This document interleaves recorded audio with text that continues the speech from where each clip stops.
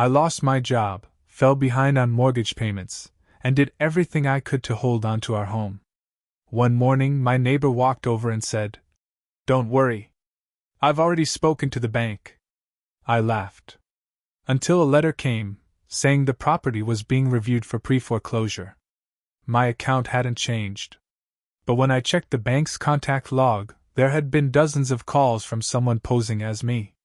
The voice on the recordings sounded awfully familiar. And when they traced the IP address used to submit the claim, it led to her husband's office.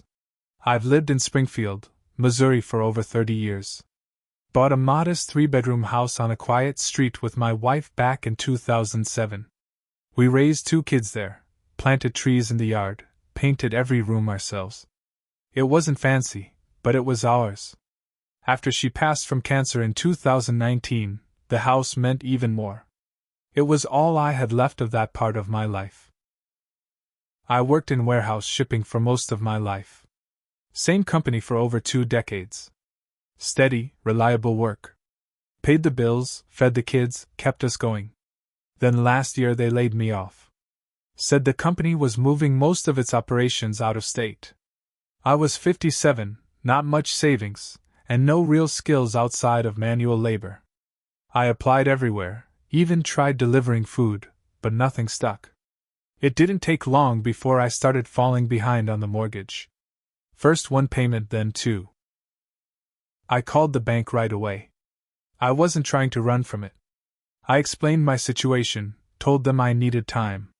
They said they understood, said there were programs that might help. They told me to send in partial payments and stay in touch. So I did. I sold my tools, old records, even some of my wife's antique furniture just to scrape together money for those partial payments.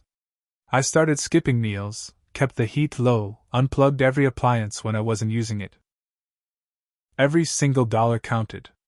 I was trying. I just needed time. That's when my neighbor, Sharon, stopped by. She lived 3 houses down. Mid-40s, always dressed nice, like she was going to lunch with someone important. Always had her little white dog with her, always had a smile that didn't feel completely honest. Her husband, Dean, was a real estate agent. I never had much to say to either of them beyond the usual small talk.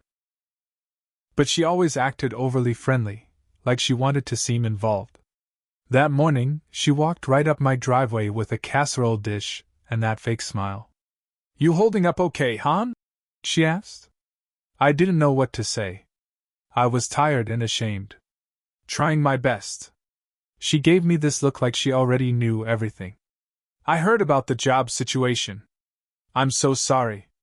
But don't worry, I've already spoken to the bank." That line stopped me. "What do you mean?" I asked. She laughed like it was a joke. "Dean knows people over there. We've made a few calls. Just trying to help you out." I forced a smile and thanked her, even though her words made no sense. How do you help someone with their mortgage without them knowing? It didn't sit right, but I was exhausted and scared. I had more important things to worry about. Or so I thought. 2 weeks later, I got a letter from the bank. It said my property was now under pre-foreclosure review. I read it 3 times. I had just sent in a payment. I had a letter from the bank confirming they were working with me. Something was wrong. I called immediately. The woman on the phone said, "According to our system, you've made multiple calls stating you plan to vacate the property. And we received your digital release form confirming it." "What the hell are you talking about?" I snapped. She hesitated. "It was signed digitally. We also have call recordings." I demanded they play one. What I heard made my skin crawl. It sounded like me. The voice was close enough, same accent, same rhythm. But it wasn't. It was someone pretending to be me. And doing a damn good job. I told them it wasn't me. I never gave up the house. I never signed anything.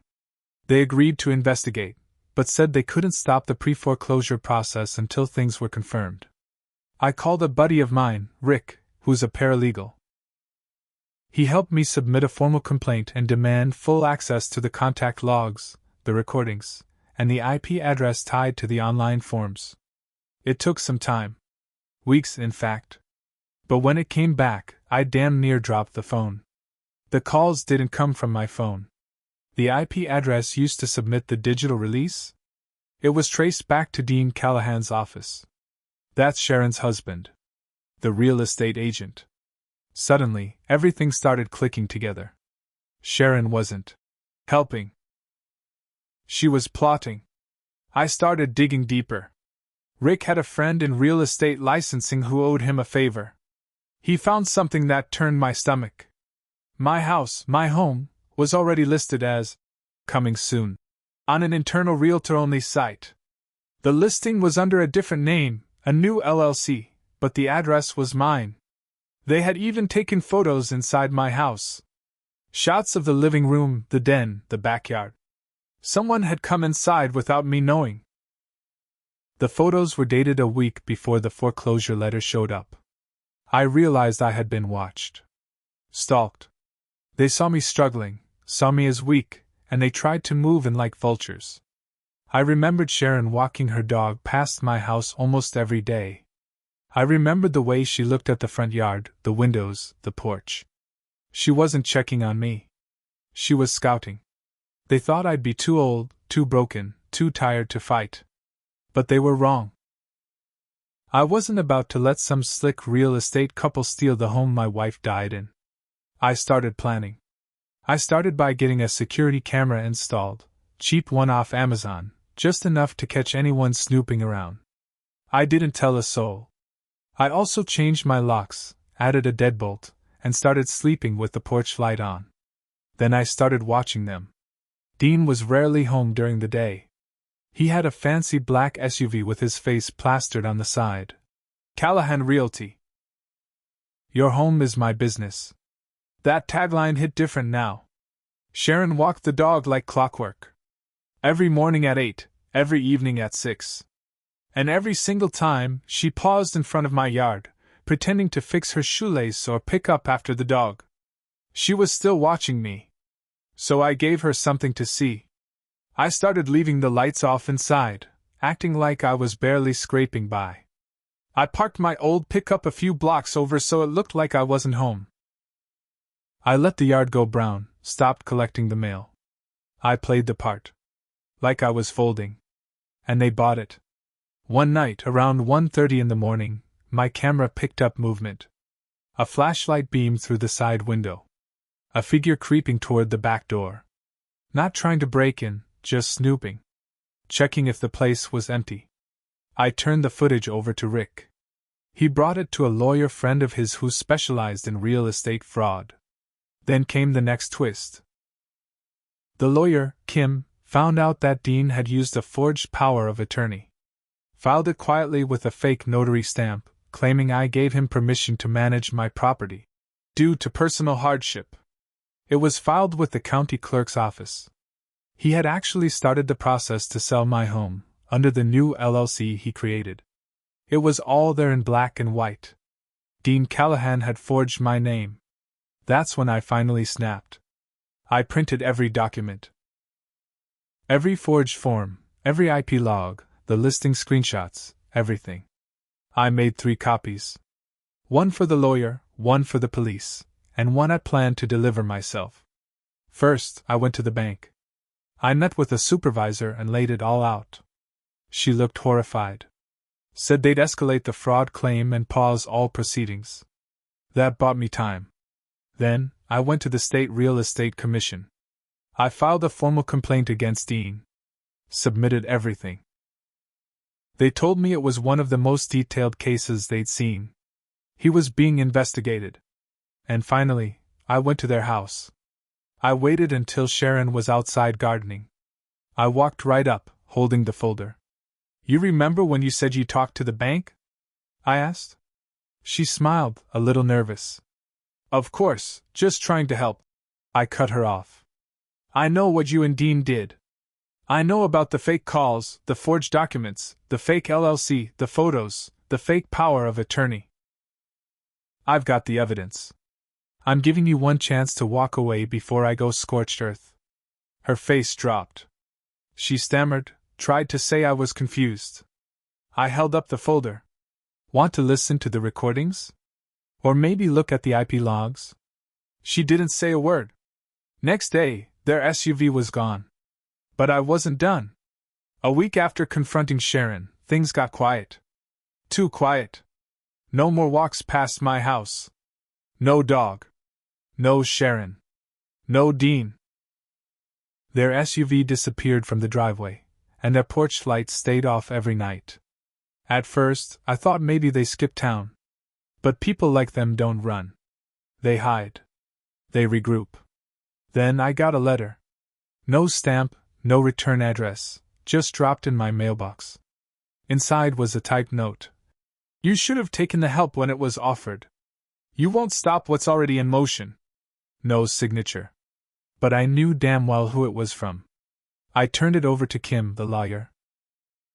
She said this just helped prove intent. The real estate board had already started their investigation. Now this added a layer of harassment and intimidation. Still, it rattled me. I started keeping a bat by the door. I barely slept. Every creak in the night made me jump. Then, about a week later, the second twist came. I was at the county clerk's office with Kim to officially flag any legal activity tied to my property. That's when the clerk pulled up a document that wasn't supposed to be there. My property had already been transferred. 2 weeks before the foreclosure letter even came, Dean had filed a quitclaim deed. It was signed, notarized, and approved. On paper, I had willingly transferred ownership of my home to the Callahan Real Estate Trust. I saw my own signature on the form. But I hadn't signed a damn thing. Kim froze. This is criminal, she said. If they already recorded the deed, they technically own the house, unless we can prove it was forged. I could barely breathe. They can't do that, I said. They can't just take it. They already did, she said. Now we have to take it back. What came next was a flurry of legal filings. Emergency injunction. Fraud claim. Forensic analysis of the signature. And we finally got a bombshell, the notary on the deed. Fake license number. No such notary existed. Dean had gone all in on this. He built a whole damn paper trail of lies. And it almost worked. But here's the kicker. While the legal side played out, I hired a private investigator. I needed dirt, something real, something personal. What he found hit like a thunderbolt. Dean had done this before. 2 years ago, an elderly widow in Nixa, Missouri, lost her home under voluntary surrender to one of Dean's holding companies. The woman now lived in a trailer. She had early-stage dementia and no living family. No one believed her when she said she didn't remember signing anything. Dean had made a career out of stealing homes from the vulnerable. Sharon? She was the bait. She played friendly, got close, acted concerned. Then Dean moved in for the kill. I wasn't just dealing with a bad neighbor. I was dealing with professional predators. And I was going to be their last victim. Kim told me we had enough for a full lawsuit: fraud, forgery, illegal property transfer, harassment, you name it. But that wasn't enough for me. I didn't just want my house back. I wanted them ruined. The PI kept digging while the case moved forward. Dean had 5 LLCs in his name, each one connected to shady real estate deals involving distressed properties. 4 of them traced back to elderly or sick owners who, willingly, gave up their homes. Every time, the paperwork looked clean. Every time, the notary was the same name, L. Gentry. A notary who didn't exist. I took that info to the state attorney general's office. Kim helped me submit a full report. Then I called the press. I told my story to every local reporter who would listen. Channel 7 picked it up first. Then the Springfield Gazette ran it on the front page. Retired worker fights back after neighbor tries to steal his home. Within days it blew up. The spotlight hit Dean and Sharon like a freight train. Reporters camped on their front lawn. People started protesting outside their house. Clients dropped Dean like he had the plague. Sharon got fired from her job at a dental clinic the same week. Then came the knock on my door. 2 state investigators. They had questions. Lots of them. I handed them everything: documents, recordings, photos. Kim walked them through the forged deed and the fake notary. Within 48 hours, they raided Dean's office. Boxes of files, computers, hard drives, all gone. Dean was arrested the next morning for real estate fraud, wire fraud, identity theft, and elder abuse. He was hit with over a dozen charges. Sharon? She tried to play dumb. Claimed she didn't know what Dean was doing. But when they pulled her phone records and emails, it showed she was deep in it. She'd helped submit forms. She took the photos. She made the calls pretending to be concerned. She was charged with conspiracy to commit fraud and aiding and abetting. But here's the part that still messes with me. I almost gave up. There were nights when I thought about just walking away. When the pressure was too much. When the house didn't feel like a home anymore. That's the part they counted on. That's how they got away with it for so long. They counted on people being too tired to fight. But I didn't walk away. It took 6 months, but I got my house back. The court ruled the quitclaim deed was fraudulent. Every trace of their ownership was wiped clean. I got full legal title back in my name. The pre-foreclosure? Cancelled. But the revenge didn't stop there. Dean lost his real estate license for life. All his LLCs were dissolved. He was sentenced to 9 years in prison, with no parole for at least 5. Sharon took a plea deal. She'll serve 18 months in county jail, and she lost her home. Their house went into foreclosure. They owed more than it was worth. Last I heard, it was bought by a young couple who run a dog rescue. Fitting. I still live in my house.